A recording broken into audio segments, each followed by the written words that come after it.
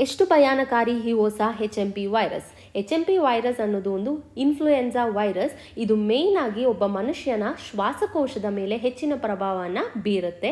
ಮುಖ್ಯವಾಗಿ ಚಿಕ್ಕ ಮಕ್ಕಳಲ್ಲಿ, ಅಂದರೆ 14 ವರ್ಷಗಳ ಕೆಳಗಿನ ಮಕ್ಕಳಲ್ಲಿ ಹಾಗೂ ವಯಸ್ಸಾದವರಲ್ಲಿ and immunocompromised patients, especially asthmatics patients ಮೇಲೆ ಈ ವೈರಸ್ ಹೆಚ್ಚಿನದಾಗಿ ಪ್ರಭಾವವನ್ನು ಬೀರ್ತಾ ಇದೆ. ಈ ಒಂದು ವೈರಸ್ ವಿಂಟರ್ ಸೀಸನಲ್ಲಿ ಹೆಚ್ಚಿನ ಪ್ರಭಾವವನ್ನು ಬೀರುತ್ತೆ. ಯಾಕಂದರೆ because of the dry hair. ಈ ಡ್ರೈ ಹೇರಿಂದ ವೈರಸ್ ಅನ್ನೋದು ತುಂಬ ಹೆಚ್ಚಿನ ಕಾಲ ಸರ್ವೈವ್ ಆಗುತ್ತೆ and also mucus membrane of the nose and throat dry ಆಗುತ್ತೆ. ಸೊ ನಮ್ಮ ಬಾಡಿ ರೋಗಕಾರಕಗಳನ್ನ ಐಡೆಂಟಿಫೈ ಮಾಡೋದ್ರಲ್ಲಿ ಫೇಲ್ ಆಗುತ್ತೆ. ಸೊ ವಿಂಟರ್ ಸೀಸನಲ್ಲಿ ಈ ವೈರಸ್ ಹೆಚ್ಚಿನದಾಗಿ ಪ್ರಭಾವವನ್ನು ಬೀರ್ತಾ ಇದೆ.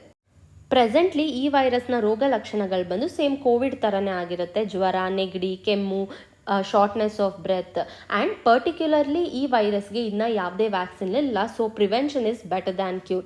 ಯಾವುದೆಲ್ಲ ಮೆಷರ್ಸ್ ನಾವು ತೊಗೊಳ್ಬೇಕಂದ್ರೆ ಮಾಸ್ಕ್ ಕಡ್ಡಾಯವಾಗಿ ಧರಿಸ್ಬೇಕು, ಆಗಾಗ ಸ್ಯಾನಿಟೈಸರ್ ಯೂಸ್ ಮಾಡ್ತಾ ಇರಿ, ಕ್ರೌಡೆಡ್ ಪ್ಲೇಸ್ನ ಆದಷ್ಟು ಅವಾಯ್ಡ್ ಮಾಡಿ, ಜ್ವರ, ನೆಗಡಿ, ಕೆಮ್ಮು ಏನೇ ಇದ್ದರೂ ಆದಷ್ಟು ಮನೆಯಲ್ಲೇ ಐಸೋಲೇಟ್ ಆಗೋದಕ್ಕೆ ಟ್ರೈ ಮಾಡಿ and lots of water is recommended in this condition.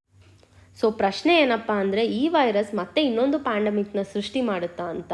ಈ ವೈರಸ್ ಕೋವಿಡ್ ಅಷ್ಟು ಭಯಾನಕಾರಿಯಾದಂತೂ ಖಂಡಿತ ಅಲ್ಲ. ಯಾಕೆಂದರೆ ಇಂಡಿಯಾ ಈ ಥರ ವೈರಲ್ ಇನ್ಫೆಕ್ಷನ್ಸ್ನ ಆಲ್ರೆಡಿ ನೋಡಿದೆ. ಸೊ ಅಷ್ಟು ಭಯಪಡುವಂಥ ಅವಶ್ಯಕತೆ ಇಲ್ಲ ಅಂತ ಹೇಳ್ಬೋದು.